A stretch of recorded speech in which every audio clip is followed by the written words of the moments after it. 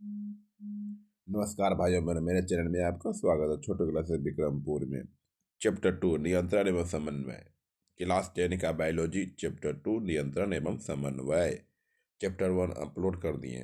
Physics का भी all to all chapter upload कर दिए क्वेश्चन आंसर ऑब्जेक्टिव के साथ। केमिस्ट्री का भी। अब बायोलॉजी चल रहा है, ठीक। बायोलॉजी का आइए ऑब्जेक्टिव क्वेश्चन सबसे पहले देखते हैं, तब सब्जेक्टिव देखेंगे।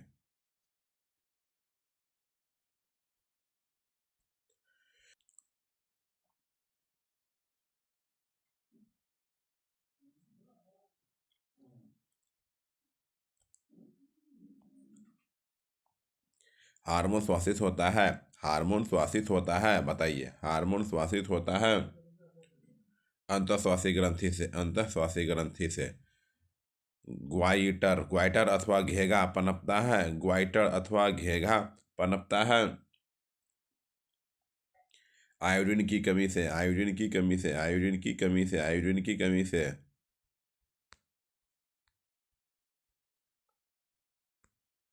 थायरॉक्सिन का श्वसन कहाँ होता है? थायरॉक्सिन का श्वसन कहाँ होता है? थायराइड में। थायरॉक्सिन का श्वसन कहाँ होता है? थायराइड में। मानव में डायलिसिस थैली है। मानव में डायलिसिस थैली है। नेफ्रॉन। मानव में डायलिसिस थैली है। नेफ्रॉन।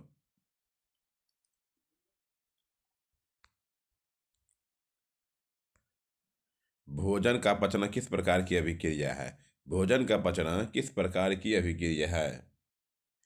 अपचयन अभिक्रिया। भोजन का पचना किस प्रकार की अभिक्रिया है?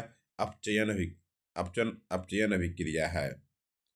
कौन सा पादप नियंत्रण फल बेचने वाले द्वारा उपयोग किया जाता है? कौन सा पादप नियंत्रण फल बेचने वालों द्वारा उपयोग किया जाता है? कौन सा पादप नियंत्रण फल बेचने वाले द्वारा उपयोग किया जाता है? Ethylene. Ethylene. Ethylene. Ethylene. Ethylene. वह संरचना जो उद्दीपन की पहचान कराती है कहलाती है। वह संरचना जो उद्दीपन की पहचान कराती है कहलाती है ग्राही। ग्राही। निम्नलिखित में से कौन सी एक अंतःश्वासी और बाह्य श्वासी ग्रंथि ग्रंथि दो प्रकार की होती है? निम्नलिखित में से कौन सी एक अंतःश्वासी और बाह्य श्वासी ग्रंथि दो प्रकार की होती है? अग्नाशय। अग्नाशय।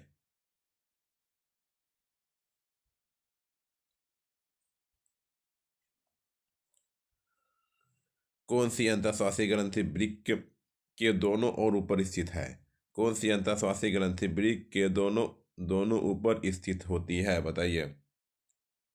एड्रीनल। एड्रीनल। एड्रीनल। जीवों में ध्वनि ग्रहण करने के लिए संवेदी अंग है। जीवों में ध्वनि ग्रहण करने के लिए संवेदी अंग है। श्रवणग्राही। श्रवणग्राही। श्रवणग्राही। श्रवणग्राही। बीज रहित फलों के बनने को कहते हैं। बीज रहित फलों के बनने को कहते हैं अनिषेक फलन। अनिषेक फलन। दो तंत्रिका कोशिका के मध्य खाली स्थान को कहते हैं। दो तंत्रिका कोशिका के मध्य खाली स्थान को कहते हैं सिनेप्टिक दरार। सिनेप्स। सिनेप्टिक दरार। सिनेप्स।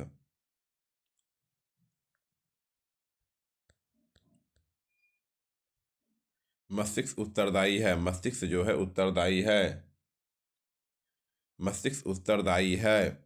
उपर्युक्त सभी। उपर्युक्त सभी।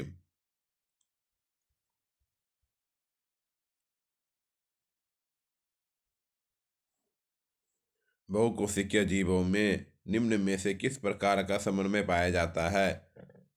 बहुकोशिकीय जीवों में निम्न में से किस प्रकार का समन्वय पाया जाता है? उपर्युक्त दोनों। रासायनिक समन्वय, तांत्रिका समन्वय। प्रतिवर्ती चाप कहाँ बनते हैं? प्रतिवर्ती चाप। प्रतिवर्ती चाप कहाँ बनते हैं? प्रतिवर्ती चाप कहाँ बनते हैं? प्रतिवर्ती चाप कहाँ बनते हैं? मेरुरज्जु में। फिर प्रतिवर्ती चाप कहाँ बनते हैं? मेरुरज्जु में। शरीर की प्रधान नियंत्रण ग्रंथि किसे कहा जाता है? शरीर की प्रधान नियंत्रण ग्रंथि किसे कहा जाता है? पीयूष ग्रंथि। शरीर की प्रधान नियंत्रण ग्रंथि किसे कहा जाता है? पीयूष ग्रंथि। अंतःश्वासी ग्रंथि होती है, अंतःश्वासी ग्रंथि होती है नलिका बाहीन, नलिका बाहीन। अंतःश्वासी ग्रंथि होती है नलिका, नलिका विहीन, नलिका विहीन, नलिका विहीन, नलिका विहीन। अग्नाशय द्वारा निम्न में से कौन सा हार्मोन श्वासित होता है? अग्नाशय द्वारा निम्न में से कौन सा हार्मोन श्वासित होता है? दोनों, इंसुलिन और ग्लूकोगॉन, ग्लूकोगॉन। अग्नाशय द्वारा निम्न में से कौन सा हार्मोन श्वासित होता है? इंसुलिन, ग्लाइकोगॉन। पत्तियों का मुरझाना किस पादप हार्मोन के कारण संभव हो पाता है? पत्तियों का मुरझाना किस पादप हार्मोन के कारण संभव हो पाता है? एब्सिसिक अम्ल, एब्सिसिक अम्ल, एब्सिसिक अम्ल, एब्सिसिक अम्ल।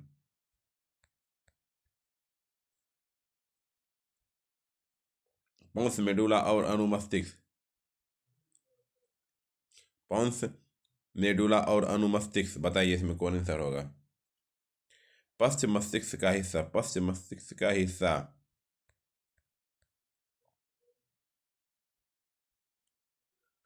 निम्नलिखित में से कौन सी अनैच्छिक क्रिया नहीं है? निम्नलिखित में से कौन सी अनैच्छिक क्रिया नहीं है? निम्नलिखित में से कौन सी अनैच्छिक क्रिया नहीं है? चबाना, चबाना। मस्तिष्क का कौन सा भाग शरीर की स्थिति तथा संतुलन संतुलन का अनुरक्षण करता है? मस्तिष्क का कौन सा भाग शरीर की स्थिति तथा संतुलन संतुलन का अनुरक्षण करता है? अनुमस्तिष्क, अनुमस्तिष्क, अनुमस्तिष्क, अनुमस्तिष्क, अनुमस्तिष्क, अनुमस्तिष्क।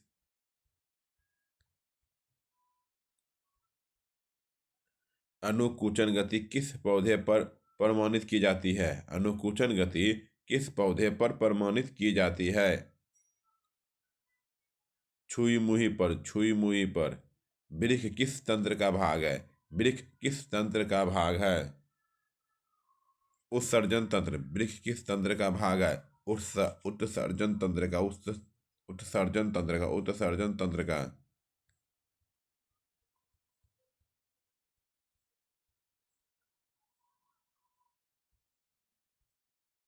इंसुलिन की कमी के कारण कौन सा रोग होता है? इंसुलिन की कमी के कारण कौन सा रोग होता है? मधुमेह, मधुमेह, मधुमेह, मधुमेह। इंसुलिन की कमी के कारण कौन सा रोग होता है? मधुमेह। अपटू ग्रंथि को थायरॉक्सिन हार्मोन बनाने के लिए आवश्यक है। अपटू ग्रंथि को थायरॉक्सिन हार्मोन बनाने के लिए आवश्यक है। Iodine, iodine, iodine. अपटू ग्रंथि को थायरॉक्सिन हार्मोन बनाने के लिए आवश्यक है iodine, iodine, iodine, iodine, iodine.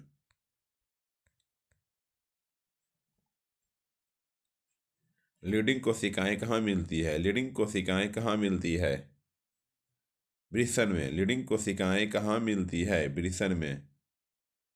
Auxin पादप हार्मोन पौधे की किस क्रिया में सहायक करता है? ऑक्सिन पादप हार्मोन, ऑक्सिन पादप हार्मोन पौधे के किस क्रिया में सहायक करता है? पौधे में किस क्रिया में सहायक करता है? वृद्धि में, वृद्धि में, वृद्धि में, वृद्धि में।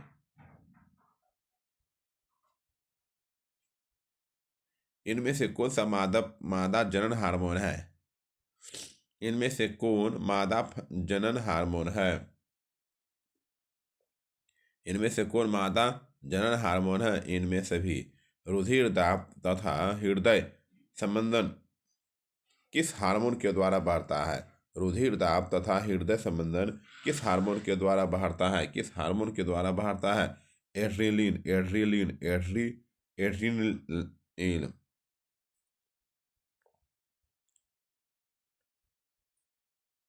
हमारे शरीर में विभिन्न जैविक कार्यों का नियंत्रण होता है। हमारे शरीर में विभिन्न जैविक कार्यों का नियंत्रण होता है तंत्रिक एवं रसायनों द्वारा, तंत्रिक एवं रसायनों द्वारा, तंत्रिक एवं रसायनों द्वारा, तंत्रिक एवं रसायनों द्वारा। एब्सिसिक एसिड किस तरह का रसायन है? एब्सिसिक एसिड किस तरह का रसायन? एब्सिसिक एसिड किस तरह का रसायन है? वृद्धि रोधक की तरह, वृद्धि रोधक की तरह, वृद्धि रोधक की तरह।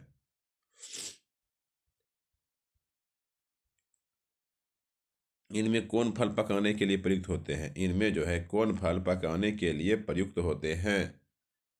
Ethylene, ethylene, ethylene, ethylene, ethylene, ethylene, ethylene. Short question answer, short question answer, ठीक है।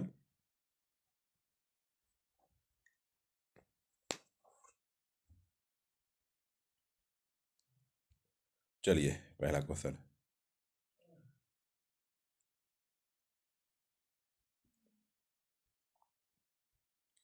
पादप हार्मोन क्या है? पादप हार्मोन क्या है? पादप हार्मोन क्या है? पादप मतलब होता है पौधा। पादप में कुछ रासायनिक पदार्थों की वृद्धि होती है। पादप में क्या होती है? कुछ रासायनिक पदार्थों की वृद्धि होती है। ये उनकी गतिविधि को नियंत्रित तथा समन्वय करता है। ये उनकी गतिविधि को नियंत्रित तथा समन्वय करते हैं। वे ही रसायन रसायन पादप हार्मोन कहलाते हैं। वे ही रसायन पादप हार्मोन कहलाते हैं। समझे? पादप हार्मोन क्या है? जो पौधा जो बढ़ता है, रासायनिक पदार्थों की वृद्धि होता है, जो पौधे में कुछ रासायनिक पदार्थों की वृद्धि होता है या पादप में, ये उनकी गतिविधि को नियंत्रण तथा समन्वय करते हैं। उसी गतिविधि को कैसे बढ़ता है, क्या करता है, गतिविधि को नियंत्रण या तथा समन्वय करते हैं। वे ही रसायन पादप हार्मोन कहलाते हैं। वे ही रसायन पादप हार्मोन कहलाते हैं, पादप हार्मोन कहलाते हैं।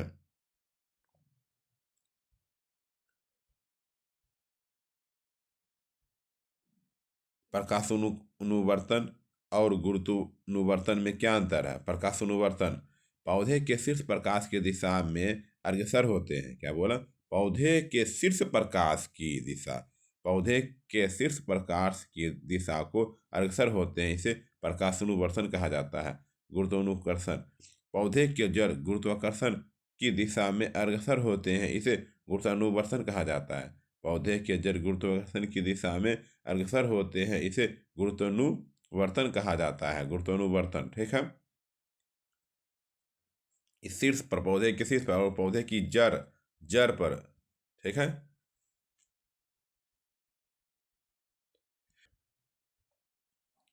प्रतिवर्ती क्रिया तथा प्रतिवर्ती चाप में अंतर स्पष्ट करें। प्रतिवर्ती क्रिया तथा प्रतिवर्ती चाप में अंतर स्पष्ट करें।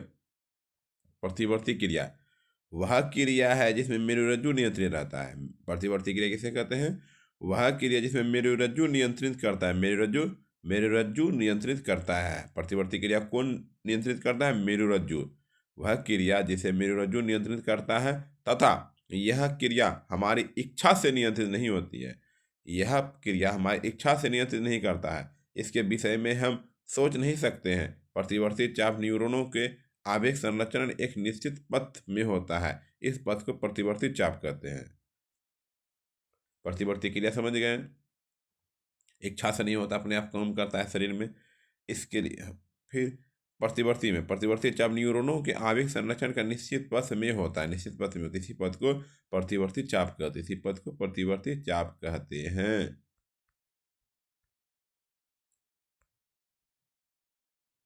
आयोडीन की कमी से कौन सी बीमारी होती है तथा कैसे? आयोडीन की कमी से कौन सी बीमारी होती है? आयोडीन की कमी से कौन सी बीमारी होती है और तथा कैसे? आयोडीन की कमी से घेगा रोग होता है। आयोडीन की कमी से घेगा रोग होता है। आयोडीन की कमी से घेंगा रोग होता है। आयोडीन की कमी के कारण थायरॉक्सिन नामक हार्मोन उचित मात्रा में शोषित नहीं हो पाता है। आयोडीन की कमी के कारण थायरॉक्सिन नामक हार्मोन उचित मात्रा में शोषित नहीं होता है। आयोडीन की कमी के कारण थायरॉक्सिन नामक हार्मोन उचित मात्रा में शोषित नहीं हो पाता है, जिससे थायराइड ग्रंथि का आकार काफ़ी बढ़ जाता है। जिससे क्या होता है? थायराइड ग्रंथि का आकार काफ़ी बढ़ जाता है,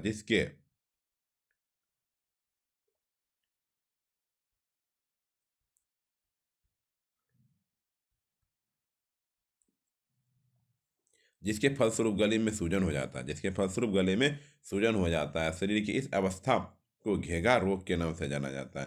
शरीर की इस अवस्था को घेगा रोग के नाम से जाना जाता है। शरीर की इस अवस्था को घेगा रोग से नाम से जाना जाता है। गुरुत्वानुवर्तन का प्रदर्शन चित्र के द्वारा करें। पौधे की वह गति जो पृथ्वी के गुरुत्वाकर्षण की दिशा में होती है गुरुत्वानुवर्तन कहलाती है। पौधे की वह गति जो पृथ्वी के गुरुत्वानुकर्षण की दिशा को होती है गुरुत्वानुवर्तन कहलाती है। देखिए बाहर रहा है पीयूष ग्रंथि के मध्य पीयूष ग्रंथि के मध्य पीड़क से कौन सा हार्मोन श्वासित होता है? पीयूष ग्रंथि के मध्य पीड़क से कौन सा हार्मोन श्वासित होता है? इसके क्या कार्य हैं? मध्य पीड़क हमेशा अग्र पीड़क से ढका होता है। मध्य पीड़क जो है हमेशा अर्घ पीड़क से ढका होता है, जिसके द्वारा मेलेनोसाइट मोलेनोसाइट स्टिमुलेटिंग हार्मोन श्वासित होता है, जिसके द्वारा जो है मोलेनोसाइट स्टिमुलेटिंग हार्मोन श्वासित होता है। यह शरीर के वर्ण को निर्धारित करता है। यह शरीर के वर्ण को निर्धारित करता है।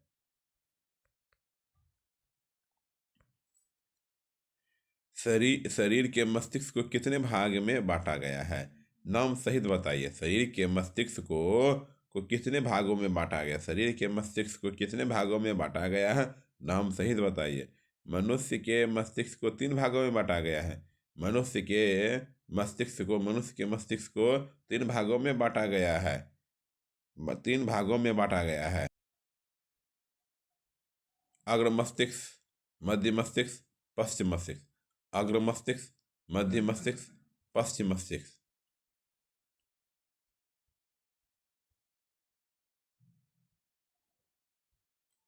मेरुरज्जु आघात में किन संकेतों के आने में व्यवधान होगा? मेरुरज्जु आघात में किन संकेतों के आने में व्यवधान होगा? मेरुरज्जु जो है आघात में किन संकेतों में आने में व्यवधान होगा?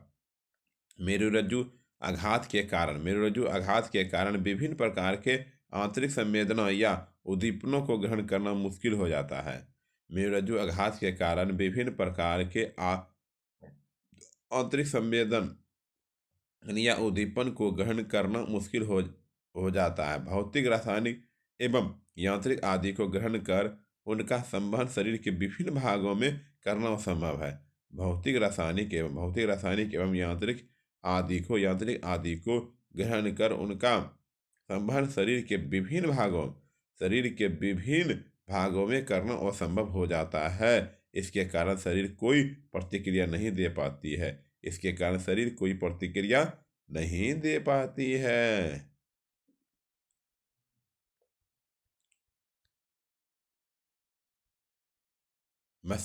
मस्तिष्क के महत्वपूर्ण कार्यों का वर्णन करें। मस्तिष्क के महत्वपूर्ण कार्यों का वर्णन करें। मस्तिष्क के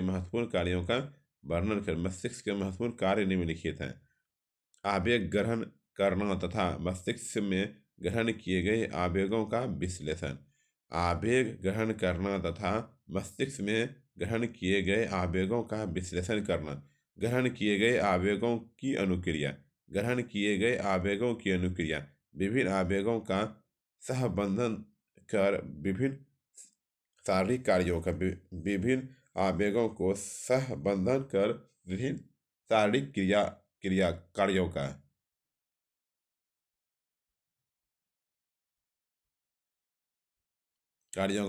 कुशलतापूर्वक समन्वय करना। चौथा नंबर, सूचनाओं का भंडारण करना। मस्तिष्क में अनेक सूचनाएं चेतना या ज्ञान के रूप में रहती है। इसी कारण बस मानव मस्तिष्क का चेतना या ज्ञान का भंडार भी कहा जाता है। नर तथा मादा जनन हार्मोन के नाम एवं कार्य लिखे। नर तथा मादा जनन हार्मोन के नाम लिखे। नर तथा मादा जनन हार्मोन के नाम एवं कार्य निम्नलिखित हैं।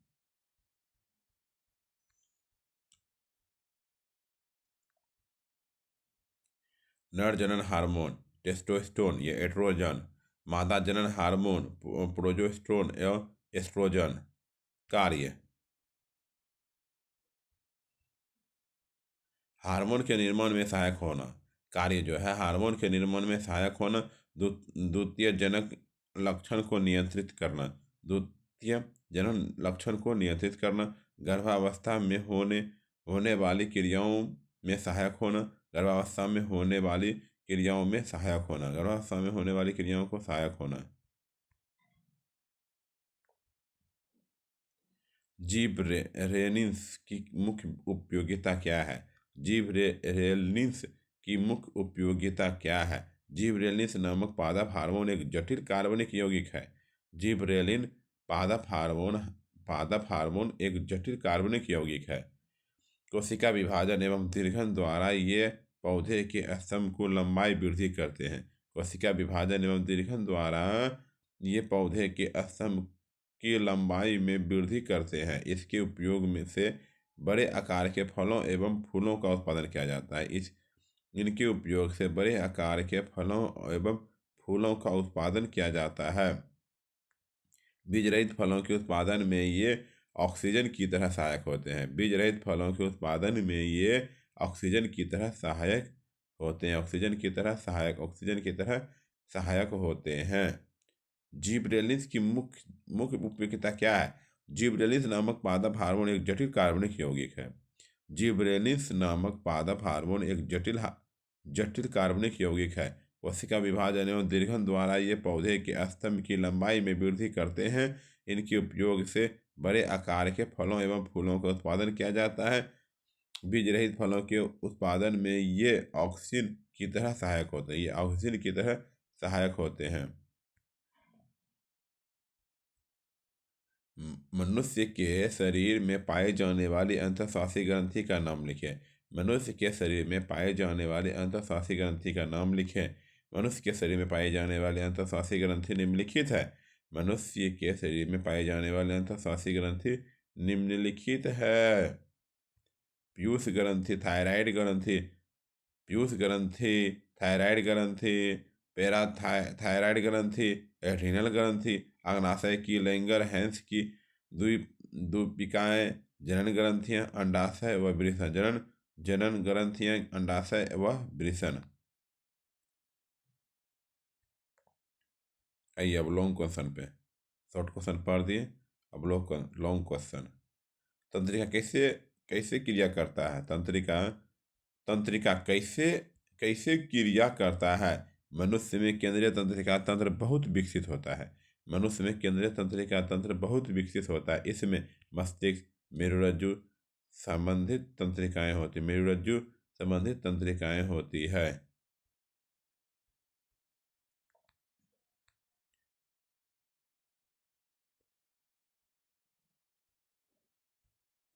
मस्तिष्क तंत्रिका तंत्र का मुख्य केंद्र है। मस्तिष्क जो है तंत्रिका तंत्र का मुख्य केंद्र है और शरीर के सभी अंगों का समन्वय करता है। यह शरीर के सभी अंगों का समन्वय करता है। यह खोपड़ी में स्थित होता है। मेरुरज्जु रीढ़ की हड्डी के बीच में स्थित होता है। मेरुरज्जु जो है रीढ़ की हड्डी के बीच में स्थित होता है। तंत्रिकाएं महीन धागे के आकार की संरचनाएं होती है। तंत्रिकाएं जो है महीन धागे के आकार की संरचनाएं होती है जो मस्तिष्क और मेरुरज्जु से जुड़ी होती है और शरीर की प्रत्येक क्रियाओं से जुड़ी होती है। शरीर की प्रत्येक कोशिकाओं से जुड़ी होती है। कार्य के आधार पर तंत्रिकाओं को दो भागों में बांटा गया है। संवेदी तंत्रिकाएं वे होती है जो उद्दीपन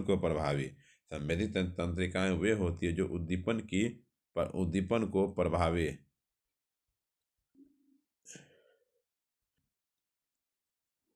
भागों मस्तिष्क और मेरुरज्जु को ले जाती है।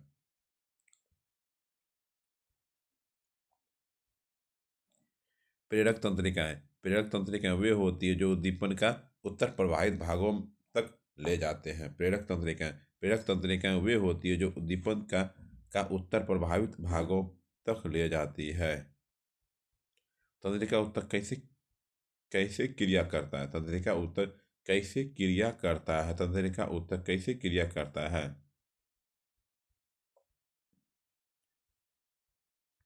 तंत्रिका उत्तक फोटो देख लिए। न्यूरॉन की संरचना। न्यूरॉन में एक तारा आकार कोशिकाएं होती है जिसे साइटोन कहते हैं। साइटोन किसे कहते हैं? न्यूरॉन में एक तारा आकार कोशिकाएं होता है जिसे साइटोन कहते हैं। साइटोन के अनेक पतले तंतुओं में से एक जो सबसे लंबा होता है।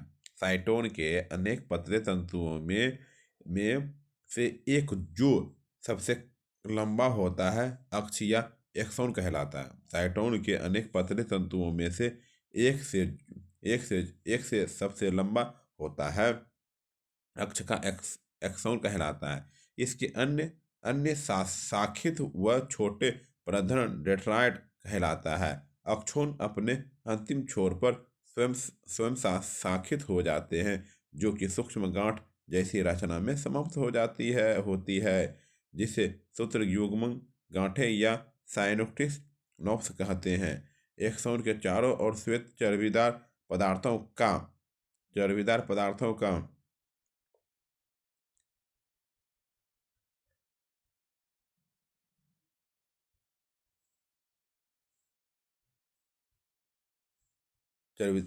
पदार्थों का आवरण होता है जिसे मेडुरली या माइलिन शीथ कहते हैं।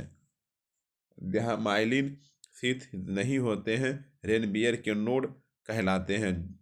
दो नोड्स के बीच के भाग को इंटरनोड कहते हैं। माइलिन शीथ के ऊपर एक पतली झिल्ली होती है जिसे न्यूरोलेमा कहते हैं। यह चपटी तथा लंबवत कोशिकाएं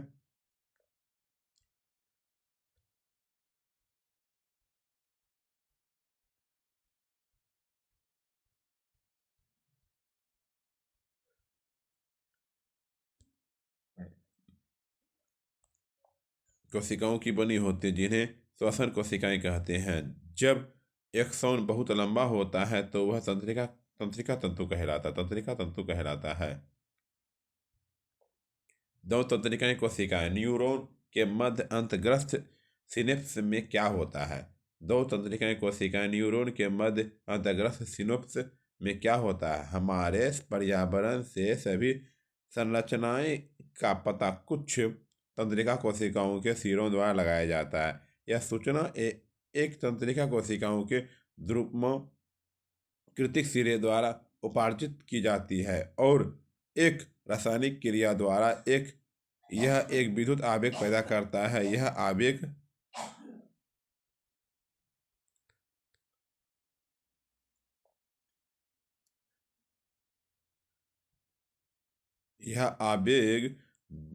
द्रुमिका से कोशिकाएं तथा वहां से तंत्रिकाएं एक्सोन में होता है। वहां एक्सोन के अंत में बहुत आवेग का कुछ रसायनों का विमोचन करता है। यह रसायन रिक्त स्थान या सिनेप्स दरार को पार करते हैं और अगली तंत्रिका कोशिकाओं में दर्मिका में इसी तरह का विद्युत आवेग आवेग प्रारंभ करते हैं। इसी प्रकार का एक अंतःग्रस्त सिनोप्स अंत ऐसे आवेगों को तंत्रिका कोशिकाओं से अन्य कोशिकाओं जैसे पेशी कोशिकाएं या ग्रंथि पेशी कोशिकाएं या ग्रंथि तक ले जाते हैं। यह शरीर की तंत्रिका आवेश की मात्रा का सामान्य योजना है।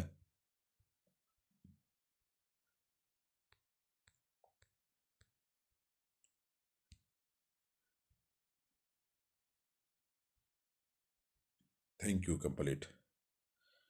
सब्सक्राइब करने के लिए thank you. Like share comment.